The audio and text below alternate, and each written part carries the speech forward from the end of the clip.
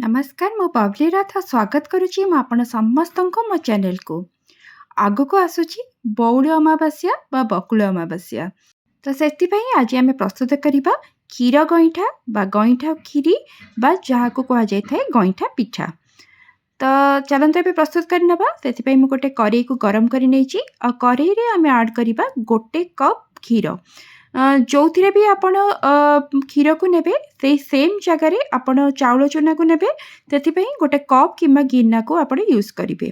तापर आम से 4 चम्मच चीनी आड करवा और गोटे चम्मच देसी घी को आड करवा। आउ ए सब को आम प्रथमे मिक्स करनवा आ मिक्स कर सारिबा परे आम सब को लो फ्लेम रे करवा। मिक्स कर सारिबा परे आम तापरे सेथिरे अध गिना चाउल चूना को आड करवा। फ्लेम को आपण सेमती लो रे ही रखिथिबे। तापरे आम टिके लूण सेथिरे आड करदबा आ लूण आड कर सारिबा परे एमती भाबरे आपण कंटिन्यूअसली ताको मिक्स करि चलिबे जा फल आमर जो जंतुणीटी प्रस्तुत हबो सेटा बहुत बढ़िया से प्रस्तुत हो पार। आपण जदि लो फ्लेम रे करिवे ताले जंतुणीटी आमर बहुत बढ़िया से सीझी की बहुत बढ़िया से प्रस्तुत हबो। तळु आपण देखि पारुथिबे सेटा करेईरु छाड़ी गलानी आउ पूरा गोटे डो भलिया हे गलानी। तो एबे आमर जंतुणीटी प्रस्तुत हो गला ताकू आमे एबे गोटे प्लेट को काढ़ी नबा। याकू करिवा पई आपनको जहाँ हेले भी 10 मिनिट टाइम लागिबो। तापरे आमे ताको गोटे प्लेट को काढ़ी नबा आउ से सेम करेई रे आमे आड करिबा क्षीर को। तो मुझे प्रथमे ताको प्लेट को काढ़ी नहीं देखंतु प्लेट को काढ़ी नहीं आपण ताको लो फ्लेम रे जेतेबेले भी आपण जंतुणी प्रस्तुत करूछन्ते लो फ्लेम रे करिवे। तापरे आमे सेई सेम करेई रे 1 लिटर क्षीर को आड करिबा। मु जो क्षीर को एबे आड करूची सेटा मु प्रथमरु गरम करिकि रखिथिली। से क्षीर रे आमे 2टा अन्नपूर्णा पत्र को आड करिबा। जदि आपनक पाखरे अछि तो बहुत बढ़िया आपण ताको निश्चित आड करिवे। जदि नाही तो ताहले आपण ताको स्किप करि परिबे। ताको आमे क्षीर को फुटिबा पई छाडी नबा। एबे आमे से जंतुणी रे टिके घी को आड करि नेकी ताको भलो भाबरे हाथ रे चकटी नबा। जेते बढ़िया से आपण ताको चकटिबे सेते बढ़िया से आपणकर पिठाटी प्रस्तुत हबो। तो एबे आपण देखि पारुथिबे बहुत सॉफ्ट हमर डोटी हे गलानी। तापरे एबे एमती छोट छोट ताको गोल करिबा। तो एमती भाबरे हाथ रे छोट छोट गोल आपण करि परिबे किंबा आपण एमती भाबरे लंबा भाबरे भी ताको आपण प्रस्तुत करि परिबे। आपण को जेमती भी शेप पसंद सेमती आपण प्रस्तुत करि परिबे। साधारणतः गईठा पिठा को एई भली भाबरे लंबा करिकि ही प्रस्तुत करा जाय थाए। मु सेति पई सब पिठा गुडी को एई भली भाबरे लंबा भाबरे एबे प्रस्तुत करि नउची। छोट छोट करिकि प्रस्तुत करिवे नाही तो आपणकर पिठा भल भाबरे सिजिबनी। तो मु एठी प्रस्तुत करि नैछि। तापरे आमे से जो क्षीर को गरम करके रखिथिले से क्षीर रे आमे एबे स्वाद अनुसार चीनी को ऐड करबा। 4 रु 5 चम्मच चीनी आमे सेथरे ऐड करि नबा। किछि गुजराती को भी ऐड करि नबा।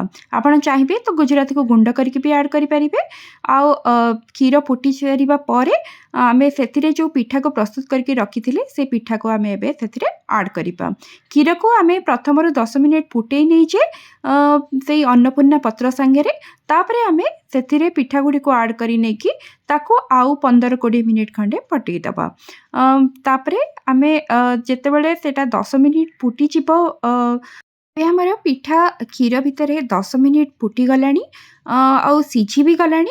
तापरे आमे सेथिरे कौन करिबा ना 1 चम्मच चाउल चूना को अल्प टिके क्षीर रे मिक्स करके आमे ताको ऐड करि नबा।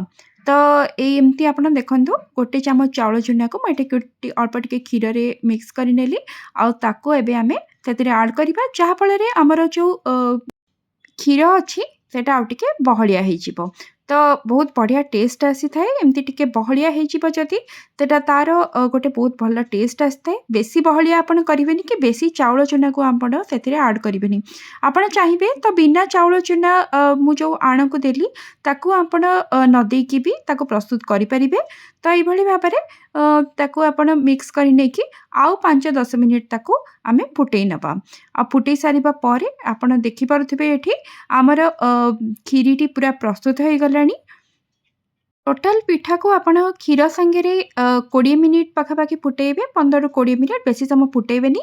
आउ तापरे आमे फ्लेम को बंद कर देकी सेथिरे आउ आधा चम्मच घी को ऐड करिबा। जहा फल रे आउ टिके भलो फ्लेवर भी आसीबो। ଆଉ ଯେବେ ବି ଆପଣ କିଛି ବି କ୍ଷୀରି ପ୍ରସ୍ତୁତ କରୁଛନ୍ତି, କ୍ଷୀରିକୁ ବନ୍ଦ କରିସାରିବା ପରେ ଆପଣ ସେଥିରେ ଟିକେ ଘିଅକୁ ଆଡ଼୍ କରିନେବେ, ତ ବହୁତ ବଢ଼ିଆ ଟେଷ୍ଟ ଆସିଥାଏ କ୍ଷୀରିର।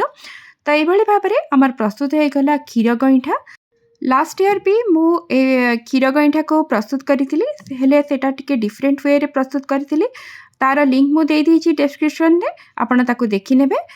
ସେଥିରେ ମୁଁ ଡ୍ରାଏ ଫ୍ରୁଟ୍ସକୁ ଆଡ଼୍ କରିଥିଲି, ହେଲେ ଆଜି ମୁଁ ଅଥେଣ୍ଟିକ୍ ୱେରେ ପ୍ରସ୍ତୁତ କରିଛି, ସେଥିପାଇଁ ମୁଁ ଏଥିରେ ଡ୍ରାଏ ଫ୍ରୁଟ୍ସକୁ ଆଡ଼୍ କରିନି। ଆପଣଙ୍କୁ ଯେମିତି ପସନ୍ଦ ଆସିବ ଆପଣ ସେମିତି ପ୍ରସ୍ତୁତ କରିବେ। ଦିଟା ଯାକ ୱେରେ ମୁଁ ଆପଣମାନଙ୍କୁ ଦେଖେଇ ଦେଇଛି। ତ ଆପଣ ବି ଏଇ ବଉଳ ଅମାବାସ୍ୟାରେ ତାକୁ ପ୍ରସ୍ତୁତ କରନ୍ତୁ। ଆପଣଙ୍କ ଅନୁଭବ ମୋ ସହିତ ନିଶ୍ଚୟ ସେୟାର କରିବେ। ରହୁଛି, ନମସ୍କାର।